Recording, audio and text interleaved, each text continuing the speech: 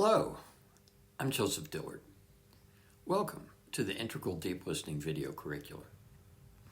In this video, I'd like to explain what intrasocial means. While inter, as in international or internet, means between or among groups, intra, as in intrapsychic, intravenous, or intranet, means within one group or individual. Intersocial refers to relationships between societies, while intrasocial refers to relationships within a society. In ideal, the society that is referred to is primarily internal or interior to individual experience and is comprised of interviewed imaginal elements, generally dream characters, or the personifications of life issues that are important to you, but which may include images from mystical, near-death, synchronistic, historical, mythological, or fictional experience. Imaginal elements that have not been interviewed are not intrasocial because they have not yet expressed their preferences. Of course, imaginal elements in dreams and visitations can express their preferences without being interviewed. But then, they are rarely recognized as being intrasocial, but instead considered either self-creations or external others, like deceased Aunt Lizzie, a divine or extraterrestrial visitation, or a totem animal from a shamanic ritual.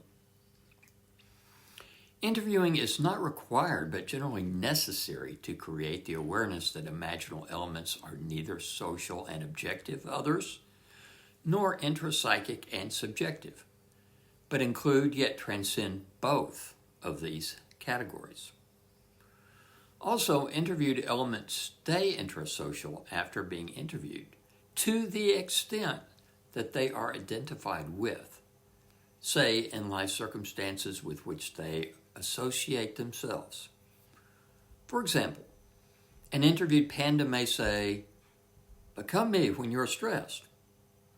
Then, when you follow this recommendation and become the panda when you are stressed, we can speak of the panda as intrasocial, since it is now more than an image because it has incorporated our identity into it when we have once again become it or taken its perspective. Also, when we create dream social matrices and sociograms, we are entering the intrasocial realm because to create them, we have to repeatedly decentralize the self, our identity, as the locus of perception and perspective, and identify with the perspectives of imaginal elements, and then allow them to state their preferences. Later, when we contemplate the relationships within these groups and between these group members, we have entered the intrasocial realm as well. Ken Wilber's integral equal cognitive multiperspectivalism provides a useful way of thinking about intrasocial groups. His concept of holons, which I discuss in another video, helps to clarify the difference between social and intrasocial groups. External, objective groups of people are called families, clans, tribes, clubs, institutions, or societies. Internal, subjective groups of people are called cultures because they share similar values, worldviews, beliefs, assumptions, and interpretations. However, we really don't have a settled name for internal, subjective groups within individuals. Carl Jung regards them as either personal or collective archetypal symbols, while Marvin Minsky has referred to them as the society of mind. I use the term intrasocial to emphasize the fact that imaginal elements form interdependent or group relationships or social networks that are only revealed through interviewing, as in dream sociometry. But these social networks are not normal social networks in that they are not objectively disclosed until or unless one develops a methodology that decentralizes the self as the locus of perception and perspective. Otherwise, they remain like snow for most of us most of the year. potentially existing, but not currently present and of no concern.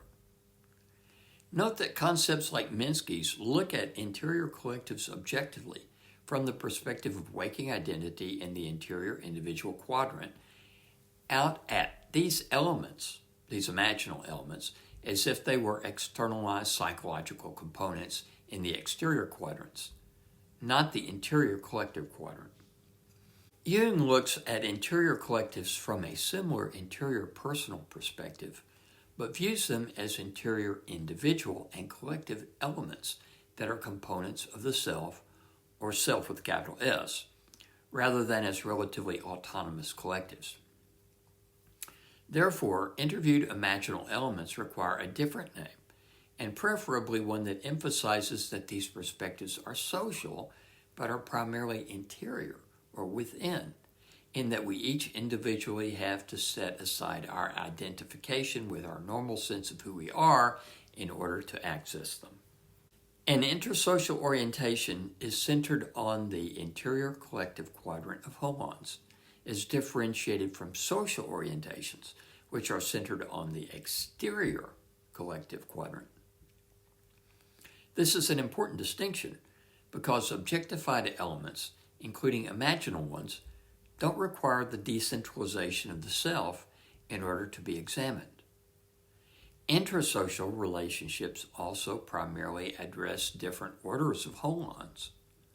While social holons involve groups, and so their exterior collective quadrants involve social relationships and their interior collective quadrants involve group culture, intrasocial holons involve groups of imaginal elements, and so their exterior collective quadrants involve intrasocial relationships, and their interior collective quadrants involve the meanings, interpretations, values, worldviews, beliefs, assumptions, and preferences of this or that specific individual image. They generally have relatively little interest in your culture or your interior collective quadrant and its beliefs, worldviews, and interpretations. They are centered in theirs. This is a huge, fundamental, and important difference, and if one does not understand it, idea will either make no sense or appear to be nonsensical. This is because we see no adaptive value in the decentralization of our sense of self. Psychology is all about self and societal integration. And in fact, the majority of Ken Wilber's AQUAL approaches integral as the development of the self into the transpersonal. This is not the focus of IDL as an integral methodology. In contrast, its understanding of integral emphasizes the development of collectives into the transpersonal, beginning with interior or intrasocial collectives. So it's a collective emphasis rather than primarily an individual emphasis. Thanks for watching.